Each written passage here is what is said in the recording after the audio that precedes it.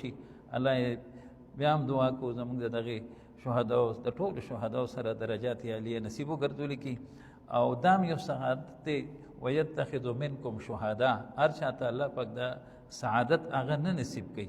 اللہ پاک پاتے ہیں کچھ گلاب چٹانوں میں پرورش خوشبو بھی آتی ہے پتھروں سے کبھی کبھی چاہتا اللہ پاک دا سعادتونه هغه نصیب کوي د شهادت په نسبت زمونږ په دې باندې فخر دی او تعدیت په نسبت باندې به موږ ټول انا لله و انا الیه راجعون د صبر لمن به موږ هغه نه پرېږدو موږ مخې ته خپل تاریخ ته وګورو موږ حضرت حبیب ابن زید انصاری رضی الله تعالی عنہ ته وګورو چې کله مسیلمه کذاب د دنه لاس کټ کو او رسول الله مبارک ته هغه لاس رولیږو ویداړو باندې تخپا به ته خپه کټ کړه بیا غسلات بیا خپه به کله د شونډو د جیبه د غوګونو نو عامل جوړ کو او غیر رولیږي د دوران کې هغه صحابي شهید شو نبی علیہ السلام والدی محترمی لراغي او ته فرمایي عزت تعزیت لنیم راغلی زه مبارکباد لراغلی ما چې ستا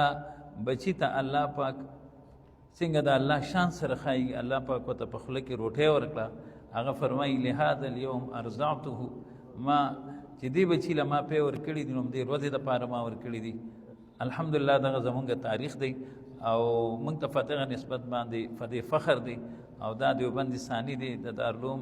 الحمدلله ډیر لوی شان دی دغه قربانو ته موږ هر وخت تیار یو الله دې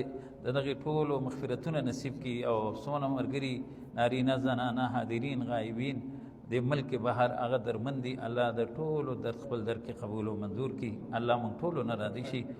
وصلی الله تبارک وتعالى علیه